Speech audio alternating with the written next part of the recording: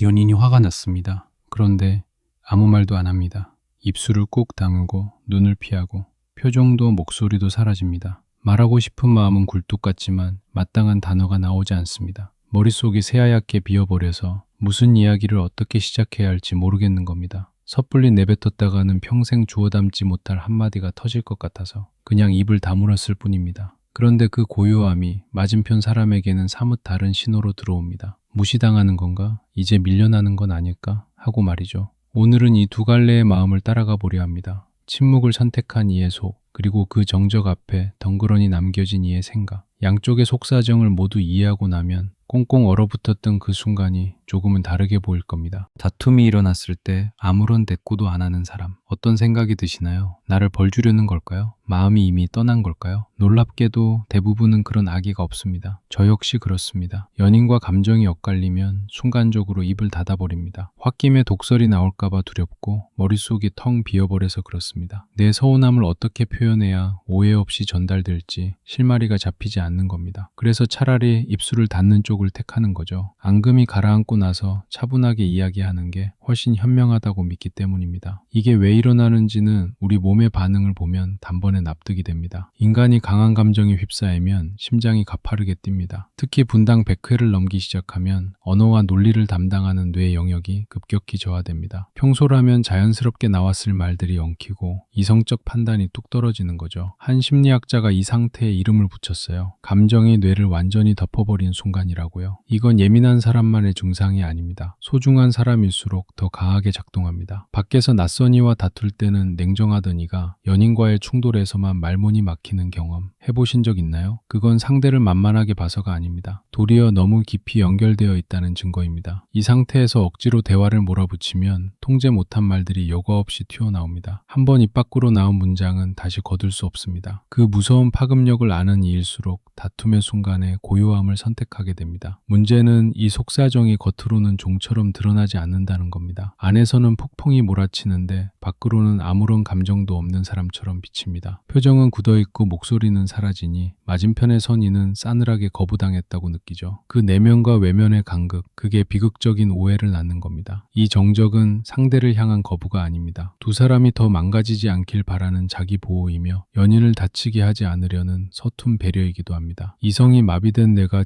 진정되기까지 짧으면 20분, 길면 밤새 자고 나서야 닫힌 문이 열리기도 합니다. 이 거칠고 답답한 회복의 시간은 사실 이 관계를 지켜내기 위해 투자하는 시간입니다. 정제되지 않은 언어로 소중한 사람에게 지울 수 없는 상흔을 남기지 않으려는 그들만의 서툰 노력인 셈입니다. 더불어 정적 속으로 숨는 이들은 슬픔과 분노를 속으로만 사겨온 방식에 매우 익숙한 편입니다. 마음이 아파도 속으로만 견디고 외로워도 묵묵히 버텨내는 것이 유일한 생존 전략이었던 이들 말이죠. 이런 이들에게 격해진 순간 소통하라는 요구는 세상에서 제일 낯설고 두려운 숙제입니다. 이건 인격적인 결함이 아닙니다. 오랫동안 자신을 지켜온 서툰 삶의 방식일 뿐입니다. 기다리는 편에서 이 속사정을 단 한 번이라도 제대로 알아줄 수 있다면 서운함 대신 묵묵히 기다려줄 여유가 생길지도 모릅니다. 가장 중요한 핵심은 이 긴 침묵 동안 그들이 결코 연인을 포기한 게 아니라는 겁니다. 이 관계가 너무 소중하기 때문에 절박하게 멈춰서 있는 겁니다. 말이 막혔다는 것, 그건 단념이 아니라 이 순간도 연결을 포기하지 않겠다는 신호입니다. 그 간절함이 바로 모진 침묵의 진짜 얼굴입니다. 그 굳게 닫힌 문 앞에서 혼자 버텨내야 하는 사람의 머릿속에서는 지금 어떤 일이 벌어지고 있는 걸까요? 연인에게서 어떤 반응도 돌아오지 않습니다. 눈도 마주치지 않고 물어도 대꾸가 없으며 표정조차 읽을 수가 없습니다. 이 상태가 10분 넘게 이어지면 기다리는 쪽은 점점 비참해집니다. 아까 나눴던 대화를 끊임없이 되감으며 내 잘못을 찾게 됩니다. 무심코 던진 그 단어가 저 사람의 아픈 데를 찔렀던 걸까? 내 찌푸린 표정이 저 사람을 질리게 만든 걸까? 이 의문들이 꼬리를 물고 이어지죠. 그리고 결국 도달하는 결론은 슬프게도 언제나 동일합니다. 전부 나 때문이라는 죄책감. 기다리는 쪽의 사고 회로는 결코 멈추지 않습니다. 상대가 침묵으로 비워둔 그 서늘한 공간을 두려움이라는 상상력으로 채워 넣기 시작하는 겁니다. 이번엔 정말 나한테 정이 떨어졌구나. 이 무거운 정적이 우리 이별을 알리는 마지막 신호일지도. 인간의 뇌는 불확실한 상황을 마주하면 차라리 명확한 나쁜 통보보다 훨씬 더 큰 공포를 느낍니다. 어떻게든 회복하고 싶은데 발 디딜 바닥조차 없는 벼랑 끝에 선 느낌인 거죠. 초조한 마음에 핸드폰 화면을 껐다 켰다 반복합니다. 알림이라도 올까봐 마음을 졸이다가 먼저 문자를 보내야 하나 고민합니다. 하지만 전화기를 내려놨다가 정적을 견디지 못하고 또 들여다보기를 반복하죠. 더 단단하게 닫힌 침묵이 더 깊은 자책과 두려움을 만들고 그 공포가 다시 분노로 변해 터져나오는 거죠. 과거에 만났던 제 연인도 제 정적 앞에서 눈물을 흘리며 호소하곤 했습니다. 시간이 흐른 뒤에야 깨달았어요. 그 사람 입장에서는 제가 그 자리에서 증발해버린 것과 다름없었다는 걸. 제발 말 좀 해봐라는 절규의 이면엔 공격성이 아니라 나를 버리지 말아달라는 공포가 먼저 깔려있는 겁니다. 이 공포를 더 처절하게 겪는 이들이 있습니다. 어린 시절 부모가 이유도 모른 채 방치했던 기억을 품은 이들, 첫사랑에게 잠수 이별을 당했던 경험이 있는 이들, 그 기억들이 무의식에 쌓이면 연인의 작은 정적조차 이별의 전조로 왜곡해서 읽혀버립니다. 머리로는 그저 생각 정리 중인 거겠지 하면서도 온몸이 먼저 공포 반응을 일으키는 겁니다. 이 반응은 성격의 결함이 아닙니다. 오랫동안 홀로 살아남기 위해 터득한 서글픈 방어 방식일 뿐입니다. 관계를 수십 년 연구해온 이들이 밝혀낸 것이 있습니다. 한쪽이 침묵 속으로 들어가는 패턴이 굳어질수록 문 밖에 남겨진 연인의 불안과 분노는 함께 올라간다는 사실입니다. 침묵을 택한 편은 서로를 지키려고 진정하는 중인데 왜 몰아가냐며 억울해하고, 홀로 선 편은 나를 짓밟고 버려가는 중이다라며 절규합니다. 두 사람 다 틀린 말을 한 적이 없습니다. 그저 상처를 다루는 마음의 지도가 서로 전혀 다를 뿐입니다. 이 서글픈 엇갈림을 인지하고 나면 어디서부터 매듭을 풀어야 할지 보이기 시작합니다. 그렇다면 이 두 사람 사이에 실제로 상황을 바꿀 수 있는 방법이 있긴 한 걸까요? 두 사람은 동일한 상황 앞에서 저마다의 방식으로 피를 흘리고 있습니다.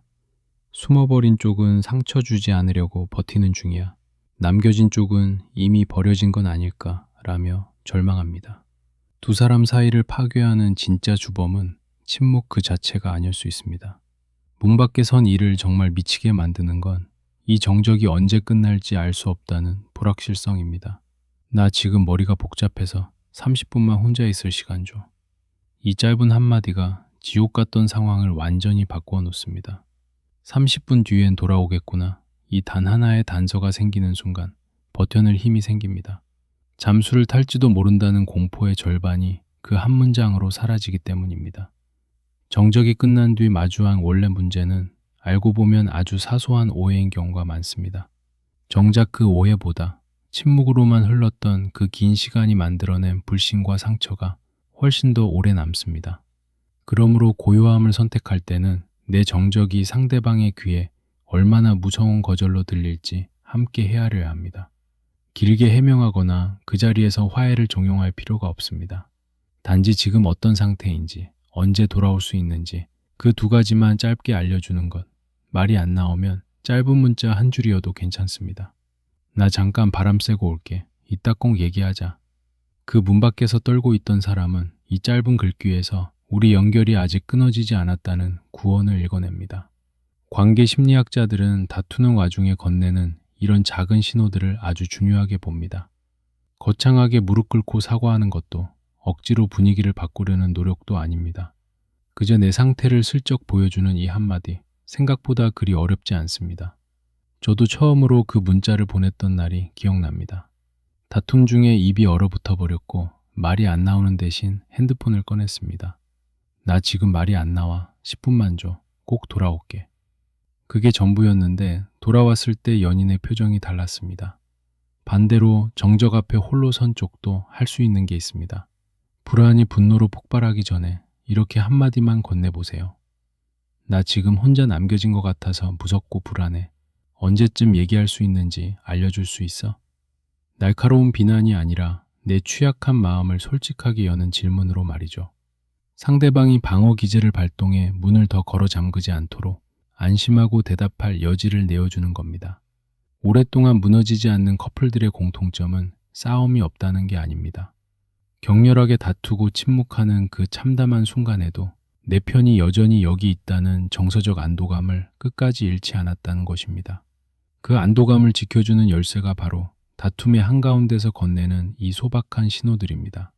한쪽이 잠시 자리를 피할 수도 있습니다. 다만 그것이 도망이나 유기가 아니라 온전히 회복해서 당신에게로 돌아오기 위한 준비 시간이라는 것을 맞은편이 알 수 있도록 이정표를 세워주는 것. 그 사소한 배려 하나만으로도 두 사람이 마주한 상황은 완전히 달라질 수 있습니다. 완벽하게 소통하지 못해도 괜찮습니다. 다만 내가 이 자리를 지키고 있다는 것, 곧 돌아올 것이라는 것, 그 두 가지가 전해지는 것만으로도 충분합니다. 나 지금 마음 정리 중이야. 금방 돌아갈게. 완벽하게 설명하지 않아도 됩니다. 다 정리되지 않아도 됩니다. 그저 내가 여기 있다는 신호 하나면 충분합니다. 오래도록 저는 말을 멈추는 게 배려라고 믿었어요. 하지만 이제는 압니다. 멈추는 것과 사라지는 것은 다른 겁니다. 그 경계에 선 이가 이정표 하나만 세워준다면 많은 것이 달라집니다. 침묵을 선택하든 그 자리에서 털어내든 가장 중요한 건 하나입니다. 내가 아파하는 이 순간에도 곁을 지켜줬다는 확신, 그 확신을 전해줄 수 있는 이가 곁에 있는 것. 저와 전혀 다른 방식으로 서툴게 아파하는 상대의 본심을 있는 그대로 알아주는 것. 결국 그 이해만이 세월의 풍파에도 바래지 않는 관계를 만드는 것 같습니다. 그 두 가지만 남겨둔다면 두 사랑의 이야기는 아직 끝나지 않은 겁니다. 이해는 용서가 아니에요. 그냥 덜 아픈 거예요. 다음에 만나요.